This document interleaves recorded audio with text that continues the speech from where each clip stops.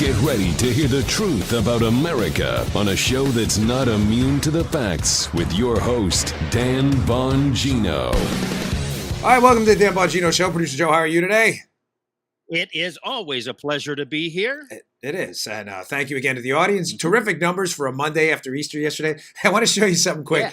You know, I love my daughters to death. My youngest one is the queen of games. She will make a game out of anything. Anything. Guess my favorite color. Guess what number I'm thinking. Guess my favorite animal. Guess my 6 favorite animals. So yesterday she comes into my office in here in the studio. Daddy, I need you to guess my favorite animals. So here's the list. I don't know if you can see some of this, probably getting drowned out by the light, but puppies, rabbits, goats, cats, horses, giraffes. No, Daddy, those aren't my favorite animals. You got the first 2 right, but piggies, dolphins, and penguins. I love this kid. She's the cutest thing ever. So, all right, I got a stacked show for you today. Man. There was some priceless video content. Poor Joe and Paul have been working their butts off of this from this CNN town hall.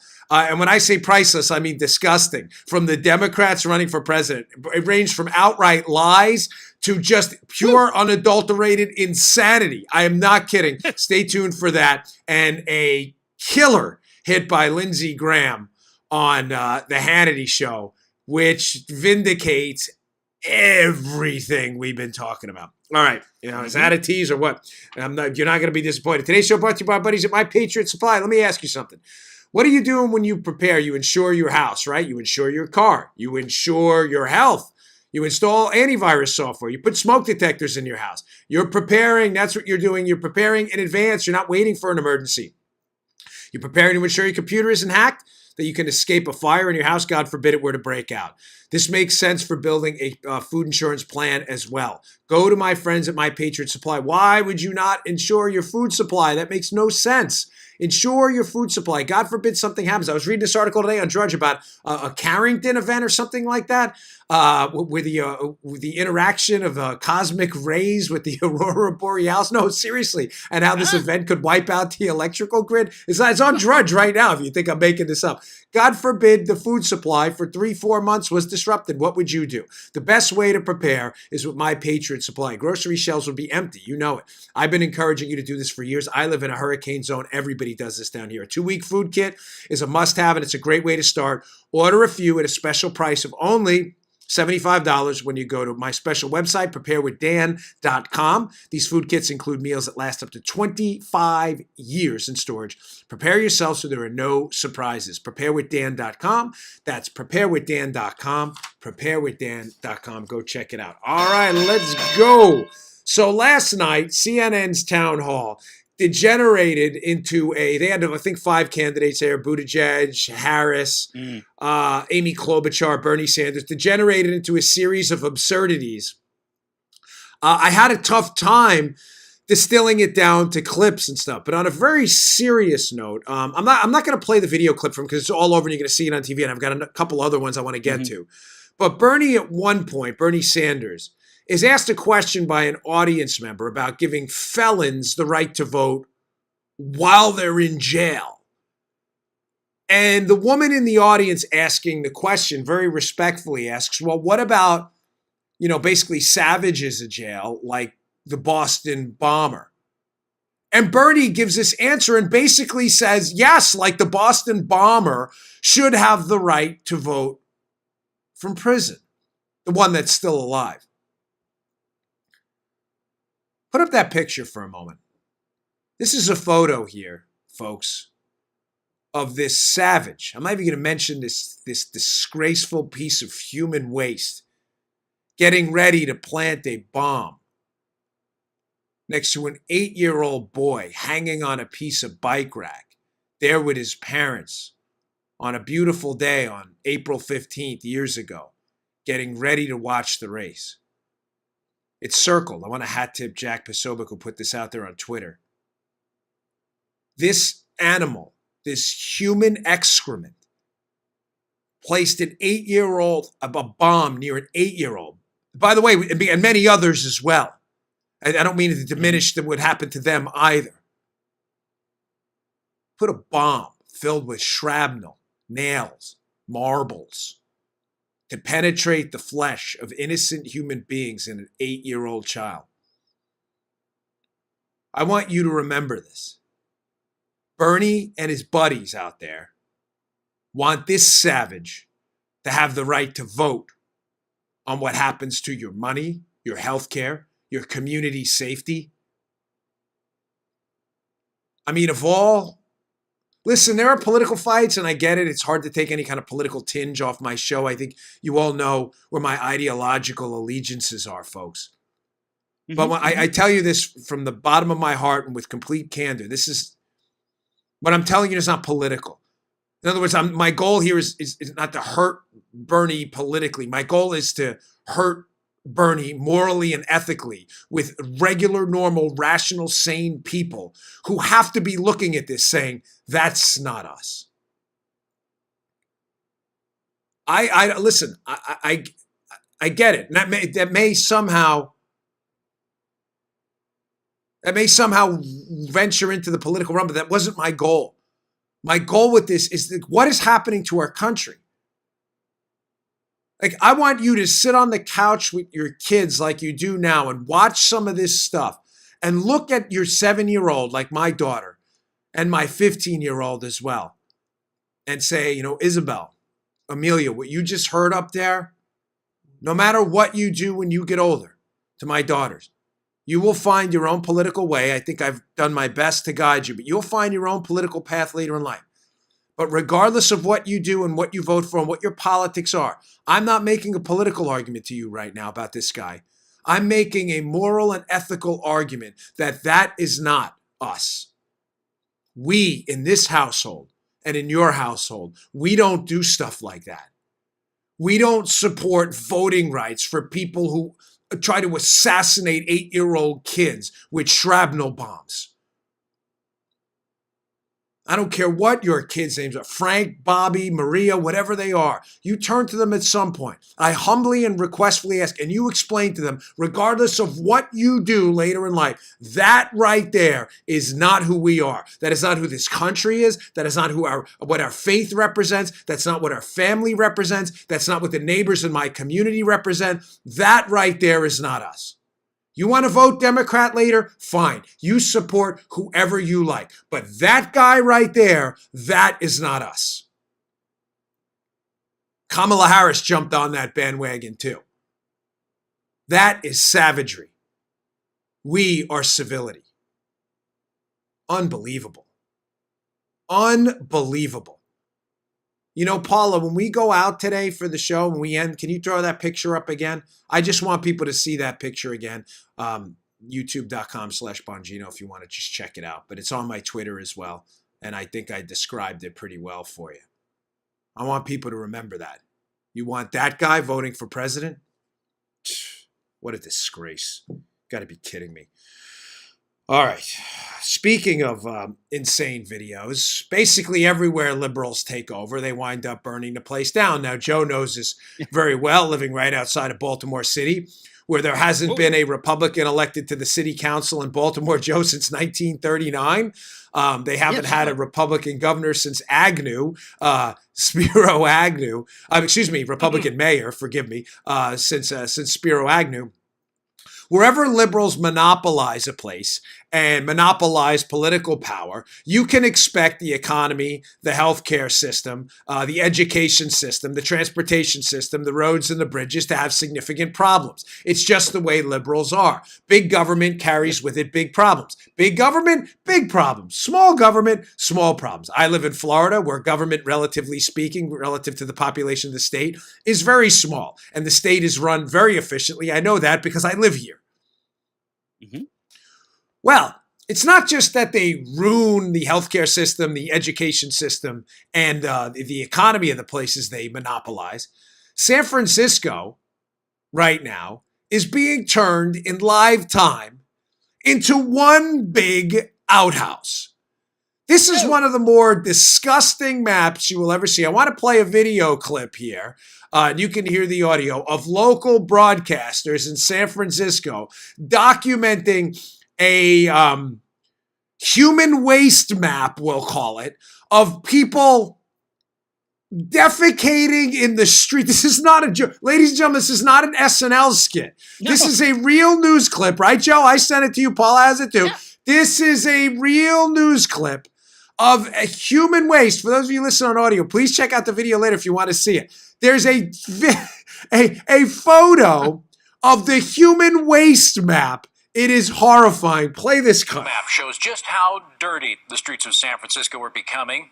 The map shows all the locations where human waste have been reported on San Francisco streets over the last 8 years. So take a look and you'll see it's pretty disgusting to look at. Do the graphic like well, the brown it dots. kind of makes the point, right? We've had more than 118,000 instances of human waste reported to the city. That includes an all-time high of more than 28,000 cases just last year.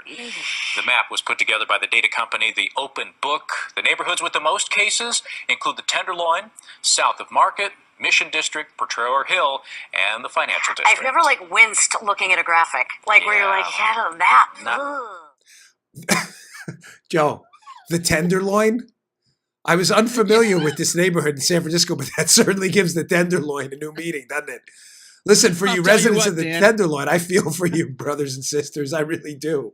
What, buddy? I'll tell you what, Dano. Power to the poople. Yeah, baby. It must be, because they see. Now, Yes, sir. the map, folks, it has pin drops colored in conveniently brown. The map is, what would you say, Joe? 2/3 covered in brown pin drops?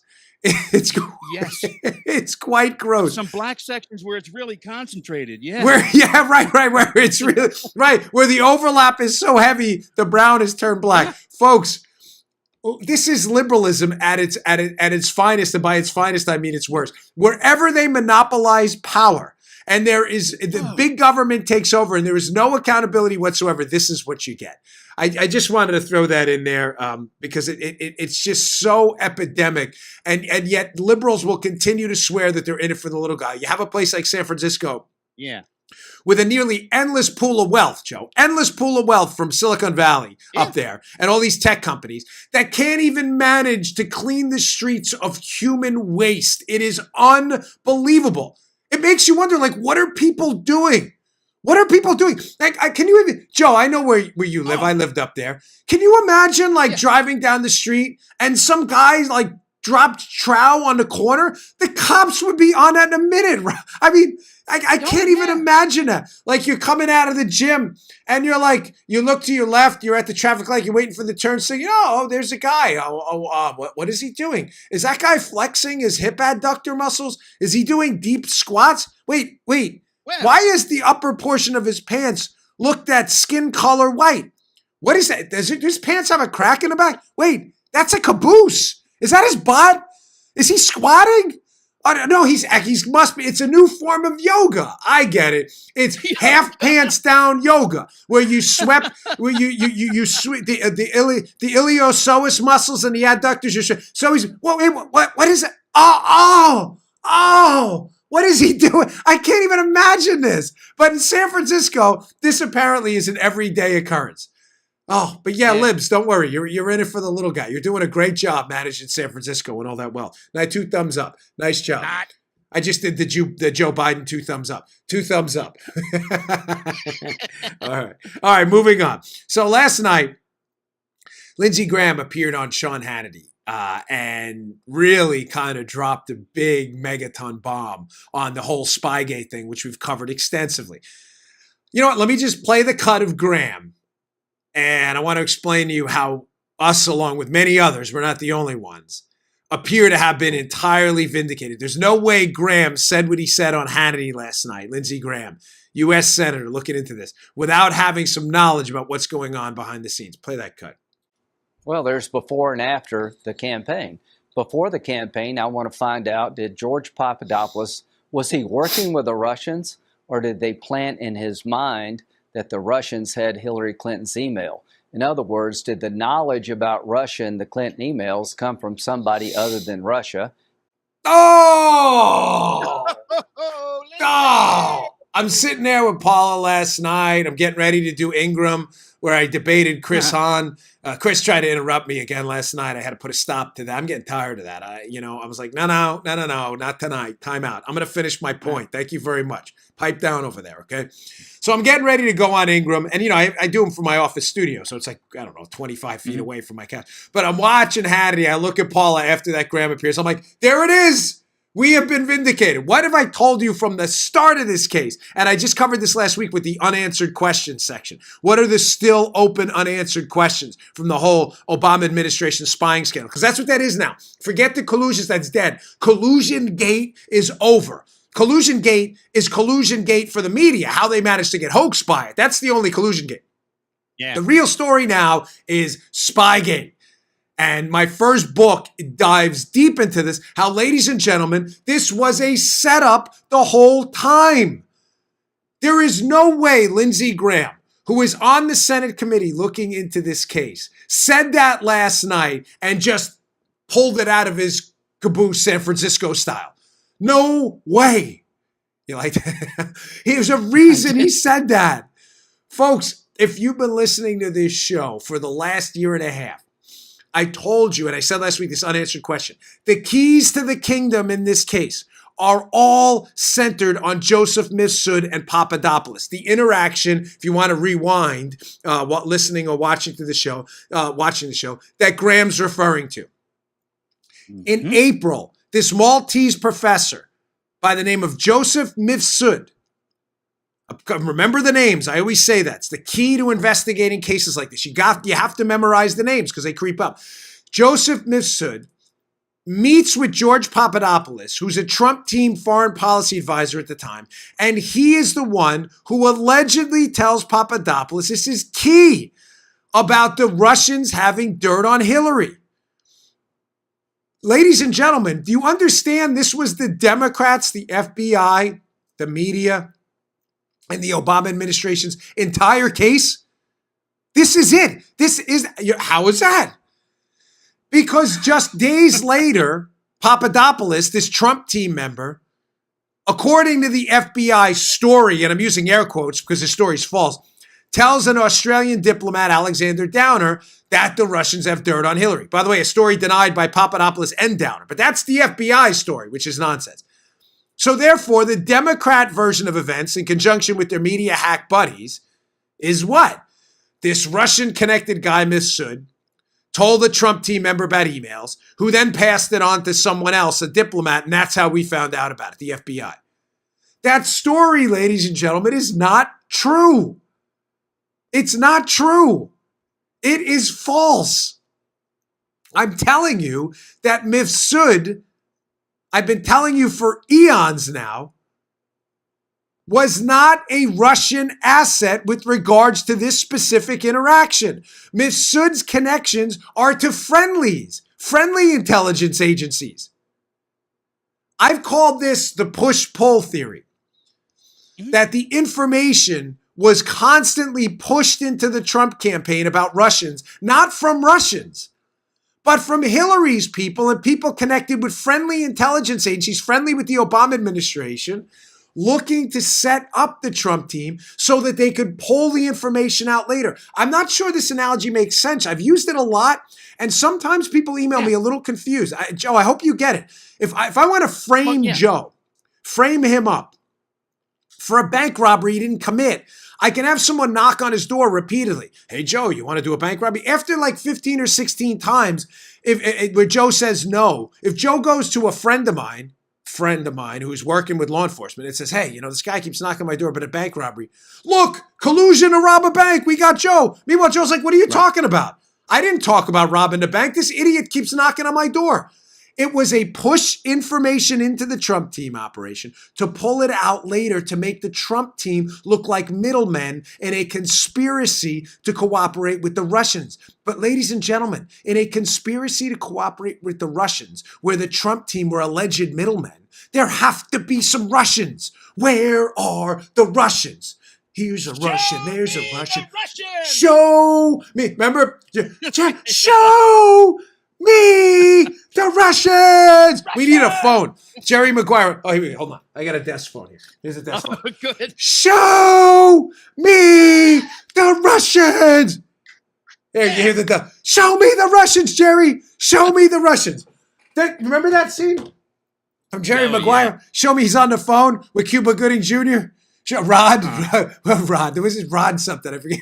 He was the wide receiver for the Cardinals. Show me the Russians. They can't show you the Russians. And Lindsey Graham just nails it last night.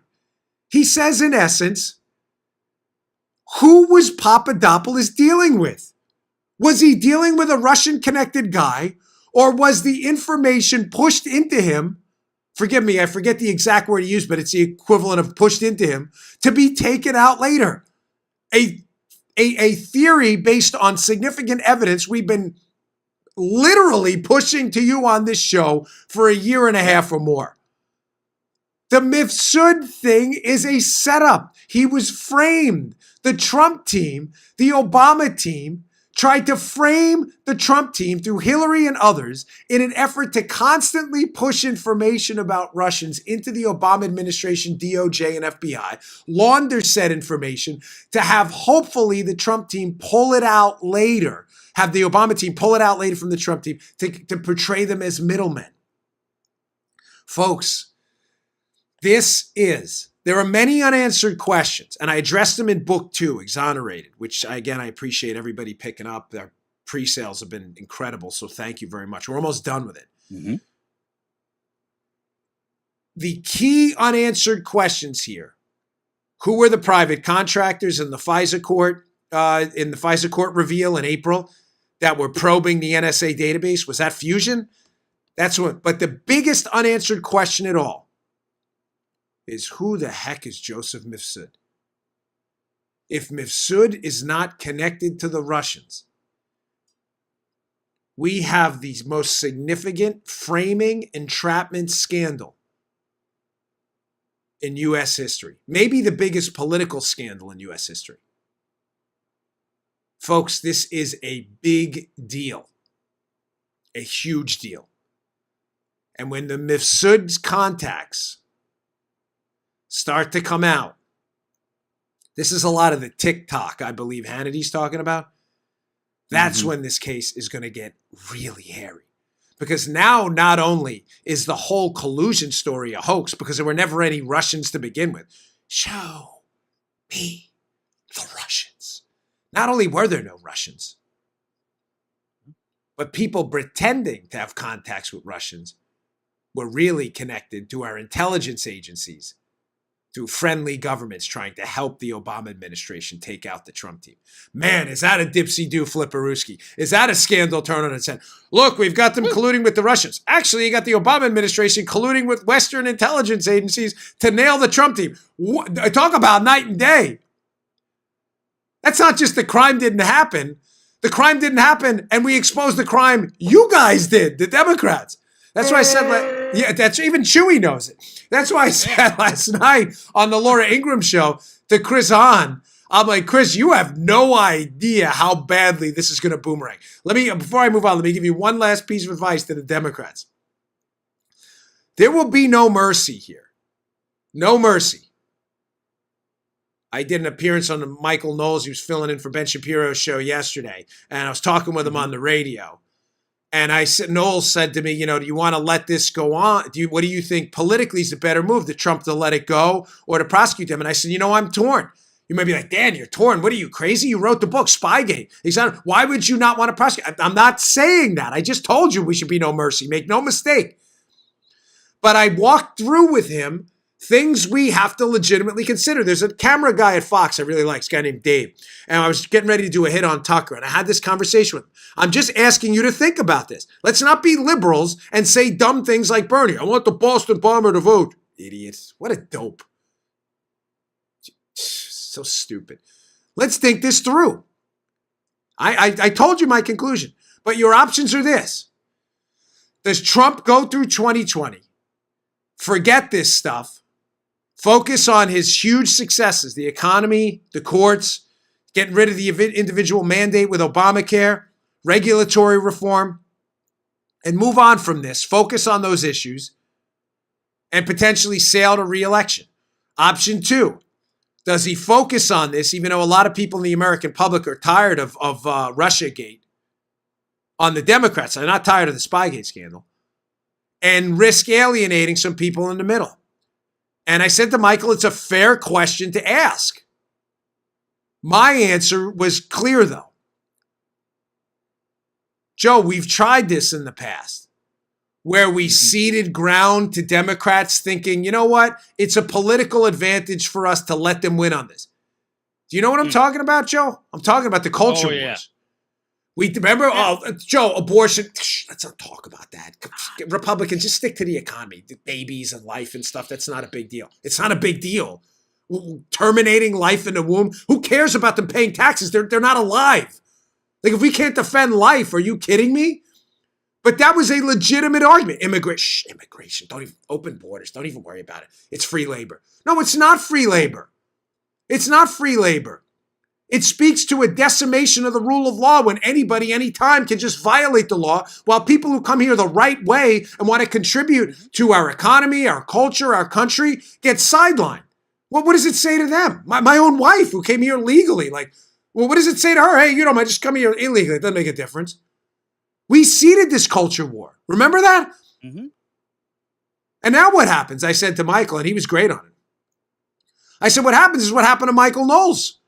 You go on a college campus, the guy was assaulted by a super soaker with a chemical in it that smelled like bleach. It could have been bleach, and then he really would have been in trouble. It's could have blinded the guy. That really happened. But by the Republican rhinos telling us to cede the culture, well, let's just move on. It's no big deal. Joe, that's exactly what happened. The Democrats are not interested in any kind of rapprochement here or some s'mores campfire kumbaya singing around a campfire moment. They're interested in destroying your political ideology, which is bedrocked in freedom and liberty. Not all of them, but the radical left that has taken over their party. The Bernie Sanders, let's let the Boston bomber vote, after he tried to assassinate an 8-year-old boy with a nail shrapnel bomb. They're not interested in a peace pipe. We seeded the culture war, and it blew up in our face. There can be no seeding here. If there's a political penalty and we lose some independence, that's fine. But the constitutional republic, Joe, most assuredly cannot survive if we allow the biggest spying scandal and weaponization of our government abilities to spy and enforce the law. If we allow that to be used for political purposes, the constitutional republic is no more. Yeah. So the answer to the question, from my perspective, is 100% crystal clear. There will be no mercy. John Brennan, Jim Clapper, heck, Barack Obama, if we find out he knew about it. Everybody must be penalized under our legal code, not what the liberals did to us, inventing crimes and inventing evidence. No mercy. Zero. All right. It was a good interview yesterday. I appreciate Michael having me on. It was a pleasure. He's a really nice guy. I met him in a green room at Fox. He's a really fantastic guy. He also has one of the funniest books I've ever read, Reasons to Vote Democrat. It's a blank book. There's nothing in there. It's a great book, though. I have it on my coffee table inside. It's hysterical. People pick it up in my house. They're like, Reasons to Vote Democrat? Why would you have this? I opened the book. There's nothing in there. Great idea. Great gift for the holidays. Hey, this interview is brought to you by our friends over at Bravo Company Manufacturing. They make some of the finest firearms out there. Their rifles, their pistols. I love them. They sent me 2 of them. Sent him to the local firearms dealer, FFL, where I picked him up. And I kid you not, the guy I deal with over there, I tell this story off because it's true. He said, wow, you're pretty lucky. He said, Bravo Company makes some of the finest rifles out there. He's like, these are really, really nice. He said, you're going to love shooting them. And shooting them is a pleasure. They are really reliable, accurate. They are just some of the finest craftsmanship I've seen in a long time. Check them out. When our founding fathers crafted the Constitution, the first thing they did was ensure the rights of an individual to share ideas without limitation by the government. You know how strongly I feel about freedom of speech. I also feel strongly about personal responsibility, personal safety, and the Second Amendment. Bravo Company Manufacturing is important. This is not a sporting arms company, folks. They design, engineer, and manufacture life-saving equipment. When Bravo Company manufactures a rifle or a pistol, they understand that it can wind up in the hands of a law enforcement officer, a military officer, or a private citizen who, God forbid, may be engaged in a situation where they have to save the lives of themselves or their family. That's on the minds of all of the employees at Bravo Company Manufacturing when they're manufacturing their rifles in Heartland, Wisconsin. They manufacture their rifles to a life-saving standard. These are fine pieces of precision equipment. This is not a sporting arms company. I can't say this enough. Bravo Company Manufacturing. They always put people before products. They build their products because they feel it's their moral responsibility to provide tools that will not fail you, the end user, when it's not just a paper target, but God forbid someone coming to do you harm. BCM knows they make reliable, life-saving equipment. That's only half the story. They work with leading instructors of marksmanship from the top levels of American Special Forces, Marine Corps Force Recon, the Army Special Forces, and they connect them with other Americans. Learn more about Bravo Company Manufacturing and some of the finest rifles and pistols out there. I kid you not. They are really amazing products out there. Head on over to BravoCompanyMFG.com where you can discover more about their products, special offers, and upcoming news. That's BravoCompanyMFG.com. Need more convincing? Check them out on YouTube. Go to youtube.com/Bravo Company USA, youtube.com/Bravo Company USA. You will not be disappointed. If you're in the market for a rifle or pistol, Bravo Company is the way to go. Visit BravoCompanyMFG.com. All right. So let's, speaking of just the liberal insanity, Alexandria Ocasio-Cortez at it again. With another statement, so right? I mean, I sent you the Joe. I know how much Joe has a soft spot for veterans and cops, like we do on the show. Yeah. And listen, if you're willing to put your butt on the line for other people, that's the ultimate form of sacrifice, and that's why cops and military folks, police officers out there, corrections officers, EMTs, fire department, people work for the fire department. I mentioned yesterday. Tradesmen, craftsmen, laborers, and how much you meant to us. And, obviously, I meant cops too. I mean, I was one myself. But this was just an utter absurdity. Alexandria Ocasio-Cortez constantly talks about things she knows very little, if not nothing about. So she's at a speech yesterday, and she decides she's going to opine on the quality of the VA, our veterans healthcare system run by the government, where I just want to note, according to a 2015 VA IG report, 300,000 vets, upwards of 300,000 vets died awaiting care on VA waiting lists. This is a 2015 IG report. But she thinks the VA is just spectacular. So check out, this is AOC again opining on something she knows little to nothing about. There are some things that we're hearing today. There's some themes that we've got coming out, especially when it comes to the VA. All I can think of is that classic refrain that my parents always told me growing up, which is that if it ain't broke, don't fix it. Exactly, don't fix it. And that is the entire opening and approach that we have seen when it comes to privatization. Is the idea that this thing that isn't broken, this thing that provides some of the highest quality care to our veterans, somehow needs to be fixed, optimized, tinkered with until we don't even recognize it anymore. And here's the thing, they are trying to fix it. But who are they trying to fix it for? Is the question we gotta ask. And this is who they're trying to fix it for. They're trying to fix the VA for pharmaceutical companies.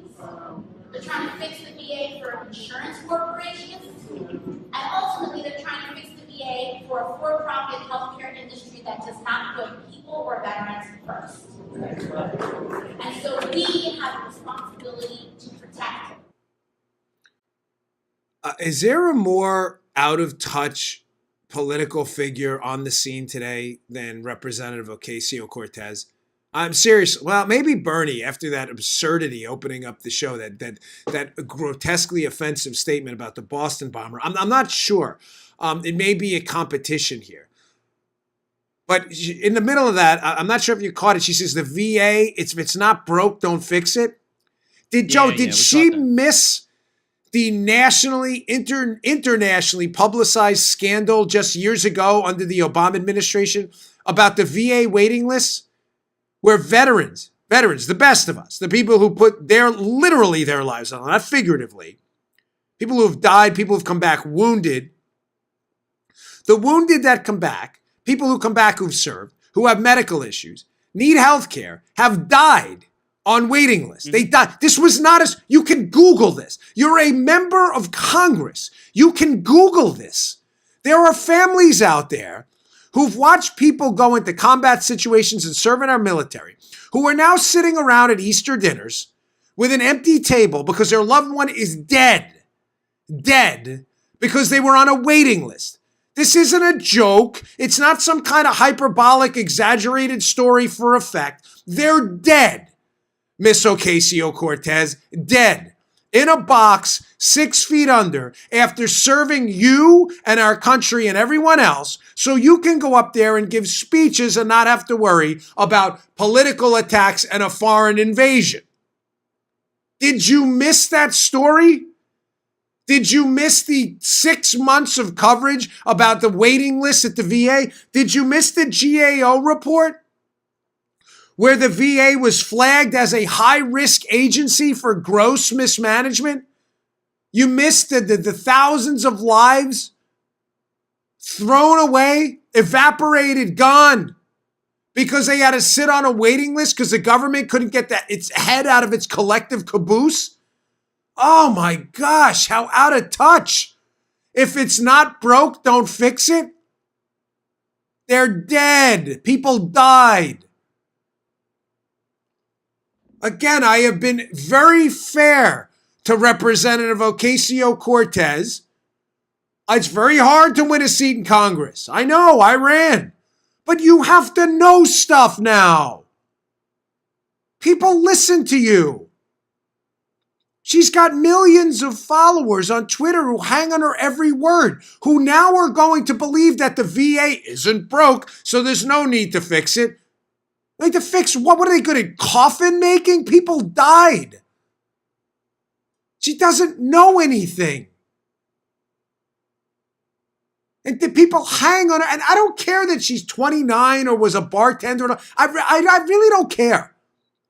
I'm sure there are a lot of bartenders out there studying for advanced degrees in New York trying to make some money who are probably pretty smart, who probably know and saw the story that the VA was so mismanaged that people died.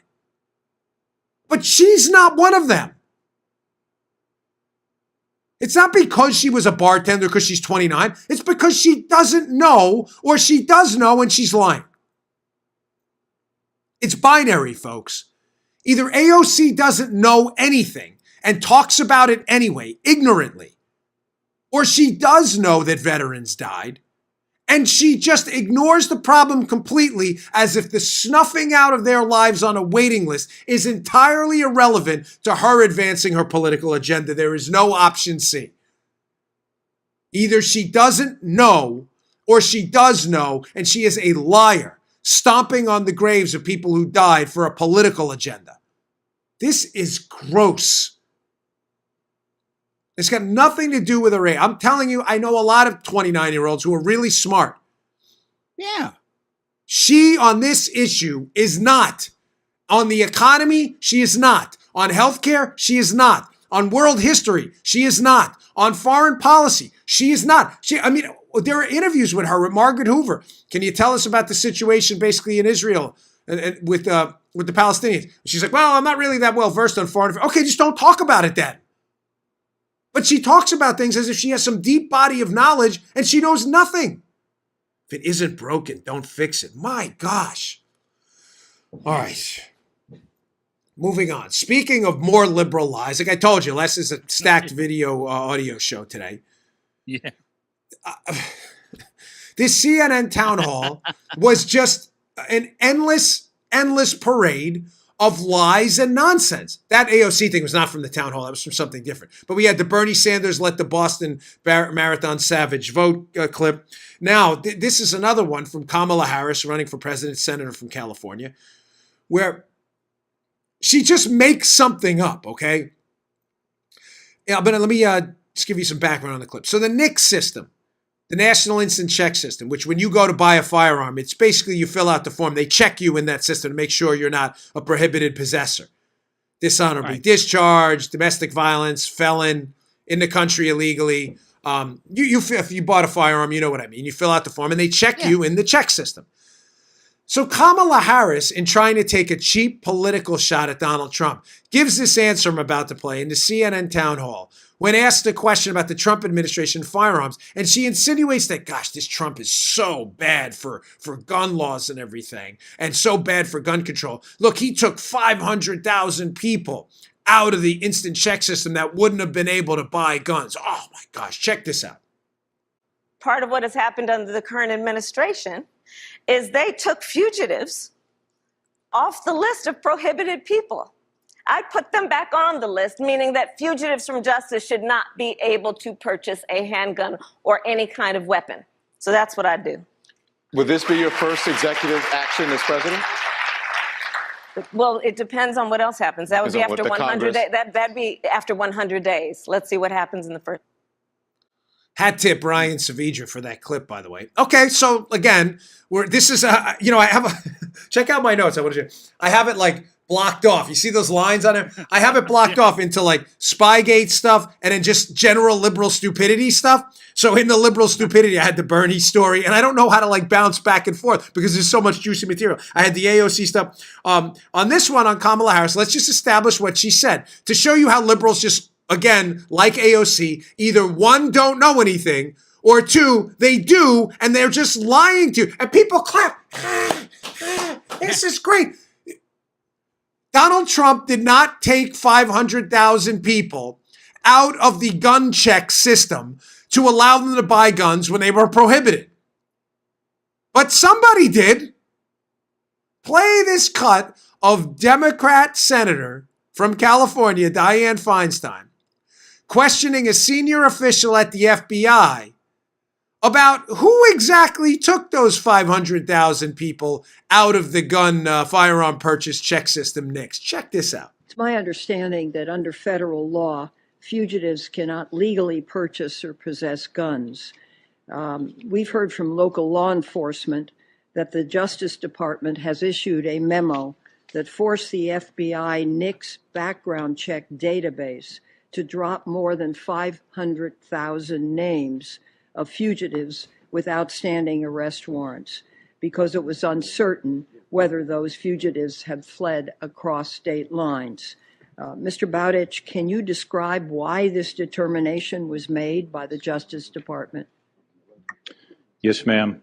That was a decision that was made under the previous administration. It was the Department of Justice's Office of Legal Counsel that reviewed the law and believed that it needed to be interpreted so that if someone was a fugitive in a state, there had to be indications that they had crossed state lines. Otherwise, they were not known to be a fugitive under the law and the way it was interpreted. Carson's spoiled again. Dave Bowditch. You hear what he said? Under the previous administration. That was the Obama administration, Senator Harris. Again, you're running for president. Are you even concerned with knowing stuff? Like anything? Let's go back to the binary equation, Joe. Senator Kamala Harris, U.S. Senator from California, one of our biggest states, economic powerhouse of California, either one, doesn't know anything, or two, does know, and she's lying to you. It was not the Trump administration that did that. It was the Obama administration. And people clapping like a bunch of barking seals. Jesus Christ. It was the Obama team. Do you guys even do facts? Bruh, remember hey, bruh, don't tase me, bruh. Do you guys even do facts, bruh? Ever? Oh, my gosh. How do you vote Democrat? I'm sorry, how do you do this? I forgive me because I opened up the show saying, listen, I wasn't making that argument political. I was making a moral one about Bernie. Now I'm fully in the political realm on this stuff. How do you vote Democrat? Right, Joe, they get nothing right, ever. There's nothing they get right. Taxes are going to cause the government to lose money. Actually, the government generated a ton of revenue under the Bush and Reagan tax cuts. You're a racist. Healthcare. Well, we got to model our healthcare system after, Sweden and Denmark. Actually, Sweden and Denmark in this country are starting to reintroduce private healthcare because the government's failing their people. You're a misogynist. The public schools are really successful. Actually, there's been no significant improvement in public school test scores, despite a 400% increase in funding since 1974. You hate immigrants. Kamala Harris. Donald Trump took 500,000 felons out of the firearm system so they could buy guns. Actually, that was the Obama administration. You don't like women or puppies or babies or anyone else. Do you guys ever get any? Do you do facts? Dude, do they do facts, Joe? Do they do facts and data? Does it even matter? Oh, my gosh. You know, I always wish I thought of that line first, that Shapiro line. Facts don't care about your feelings. That's like Ben Shapiro's tagline. Yeah. It's so good because it's so true. These are just easily researched facts. This Ryan Saavedra on Twitter, probably took him 2 seconds to put that out there. It was the Obama administration that did that. My gosh, do you guys even, and ladies, do you even do reality anymore? What world do you live in? Is this bizarro Superman land?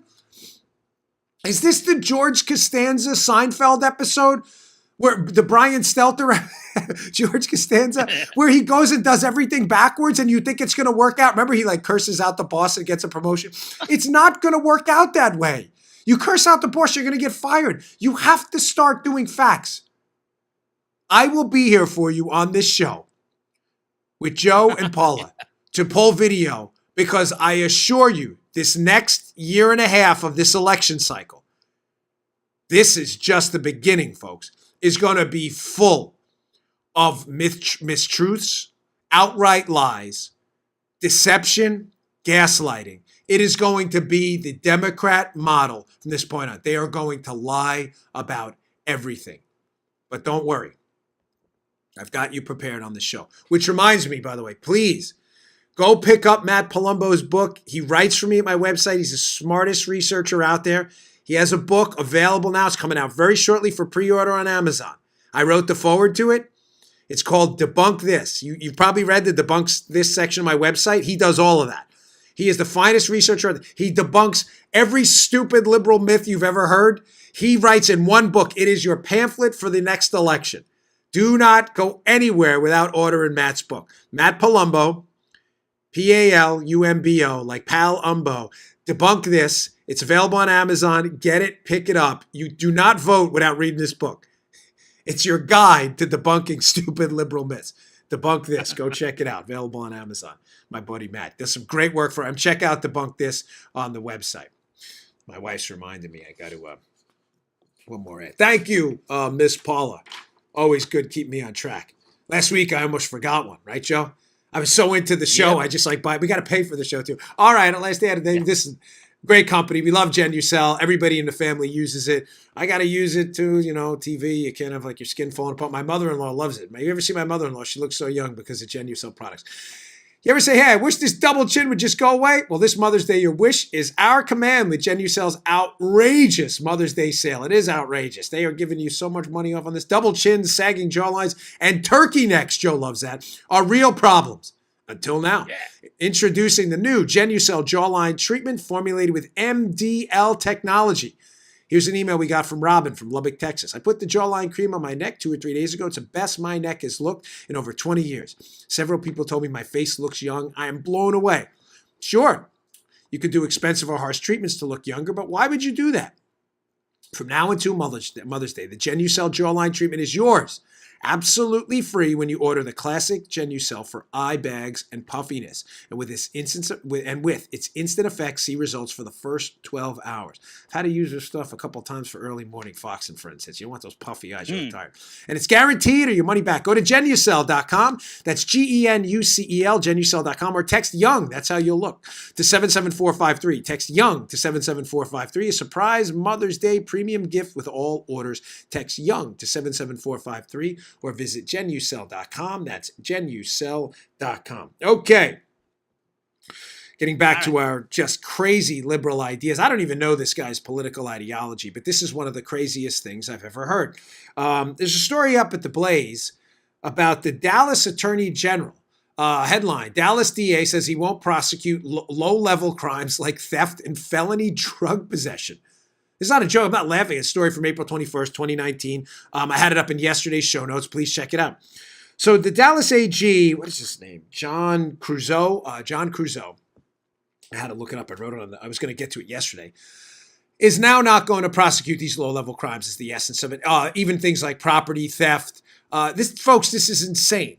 Listen, I'm a libertarian at heart, and I certainly believe in constraints on out-of-control policing or anything else. But I'm also a supporter of law enforcement enforcing the law. Those are not conflicting goals. A constitutional republic cannot exist if we don't support our efforts of the police to prevent other people from taking away other people's liberties. You know, if the cops allow me to rob Joe, then that's not a free society. Joe has no property rights because I just stole them.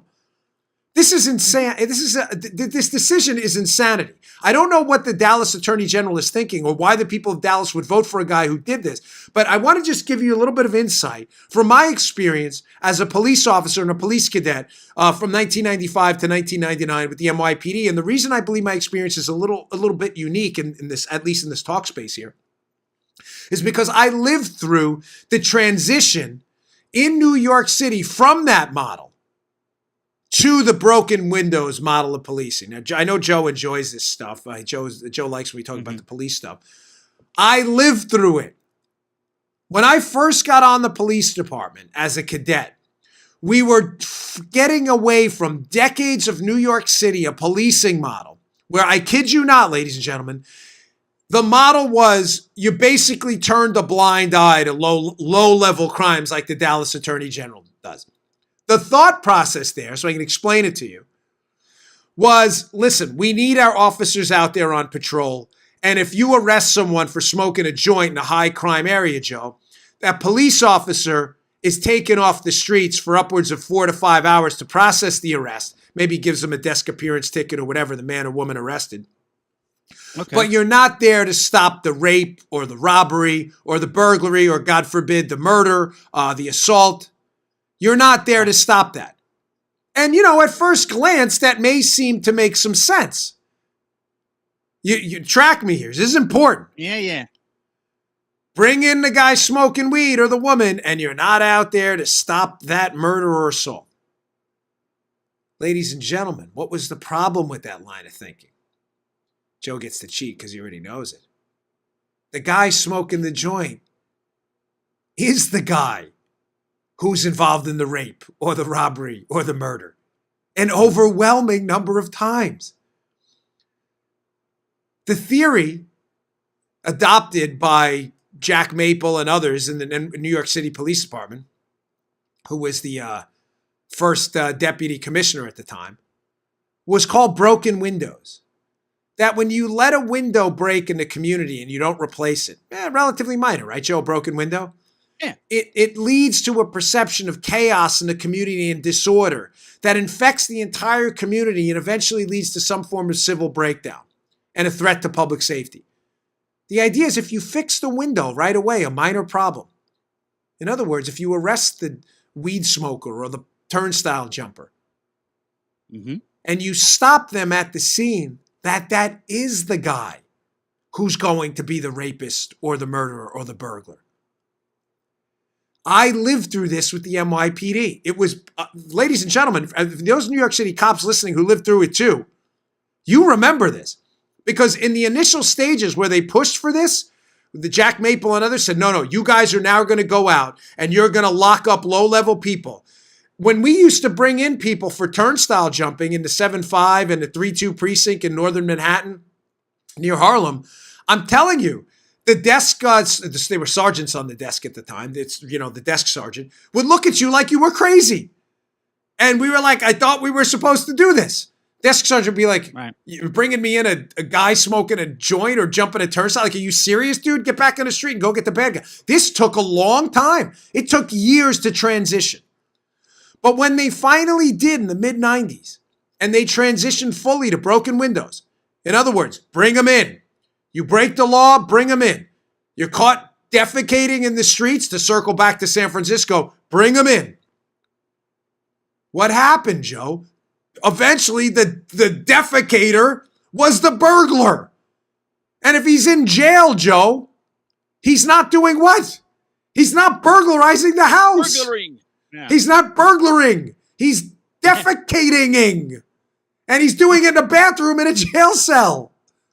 The defecator was the burglar. Defecator, burglar. Defecator, burglar. It was the same guy.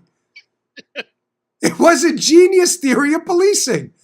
The crime rate in New York City, I kid you not, was like halved in a decade. Do you know how many people are, I am not exaggerating, are alive right now who would have been dead in gang shootings, robberies, assaults, women who would have been raped, homes who would have been burglarized? That did not happen because the people who were going to do it were put in jail for drinking in public or jumping a turnstile? Rudy Giuliani swept those streets clean. Like that. Times Square transformed itself overnight. Brothels turned into hotels.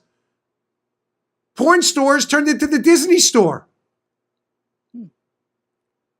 It was the most amazing transformation I have ever seen. I tell you this now to the people of Dallas and anyone else thinking of replicating this ridiculously stupid model of we're just going to let low-level stuff go. You are making a huge mistake. You love your city, Dallas? You vote for who you want. But this guy, you better start emailing his office stat. Because I'm telling you right now, you give it 5, 6, 7 years. If this is allowed to take hold and fester, your city will be complete, utter chaos. This is a huge mistake. Dallas will have the defecator human waste map up like the San Francisco picture. And like Joe said, concentrated in black in the areas of extra heavy defecation. The defecator is the burglar, dude. Not all the time, but enough times that when you lock them up, they're not burglarizing a house in significant enough numbers that you won't have to come home to a tragedy we woke up to one day when our house was broken into. That really happened. It was really awful. It's a sense of violation. I could never walk in my house the same way again. You don't ever want to go through that. And if that's a guy who jumps a turnstile and he's in jail, he ain't breaking into my house. Ladies and gentlemen, this is a really, really bad idea. And it doesn't mean we're sponsoring, any kind of out-of-control police. It's not what we're saying. I'm a supporter of police officers. I'm a supporter of the rule of law. I'm also a supporter of a hard allegiance to civil liberties in our Constitution. But these are not conflicting goals. You jump a turnstile when everyone paid, you broke the law. Go to jail, sit there for an hour, get a desk appearance ticket, and pull him off the street. Now he's not on the train robbing people, or she. It's not hard to figure out. It's a really bad idea. I'm humbly asking you to respectfully email and call the office of the Attorney General in Dallas. We do things the right way here. And tell them what an awful, awful, horrendous idea this is. I love Dallas. I've been there many, many times. My wife and I both. Paula, isn't it beautiful? Stayed in a number of hotels over there, eaten in a bunch of the world's premier steakhouses. Do not let this happen to your city. I watched it. It will happen to you. You'll have the defecation map up soon. All right, folks. Thanks again. Sorry about all the references, but this is actually happening. No one wants to talk about human waste. It's actually happening. It is a real show about the real world, and this, unfortunately, is actually going on. All right, I always appreciate your listenership. Please subscribe to our video channel, youtube.com/Bongino, and our audio show. You always come first for me on iTunes, iHeartRadio, Stitcher, Google Play, SoundCloud, Amazon, Alexa, Google Home. You can listen to our show on podcast. It's free. Please subscribe. It helps us move up the charts. We really appreciate it. And again, in honor of the victims of the Boston bombing, I just want to go out today on a little bit of a somber note.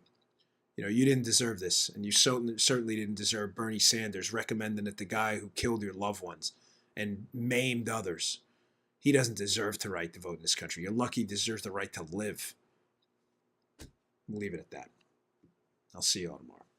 All right, today's show is brought to you by our buddies at Brickhouse Nutrition. They make one of the finest nutrition supplements out there. Hey, here it is. Field of Greens. Field of Greens. Now, you'll notice that's empty. Why is that empty? Just like my bottle of Foundation or other great product, I use this. This is the finest fruit and vegetable supplement out there. This is real food, Field of Greens. This is not cheap extract. This is real ground up, healthy fruits and vegetables, the key to a long, great, healthy life. Your cognitive abilities look better, feel better, perform better. Field of Greens, it's your fruit and vegetable insurance. I love it. Use the product twice a day. It tastes great. This is real, healthy, high quality fruits and vegetables. Think of it as your fruit and vegetable insurance for a long and healthy life. Go to brickhousenutrition.com/Dan. Pick up a jar of Field of Greens. This is empty. I need some more because we use it, me and my wife too. Field of Greens, available at brickhousenutrition.com/Dan. That's brickhousenutrition.com/Dan. Pick it up today. You just heard The Dan Bongino Show. You can also get Dan's podcasts on iTunes or SoundCloud. And follow Dan on Twitter 24/7 at DBongino.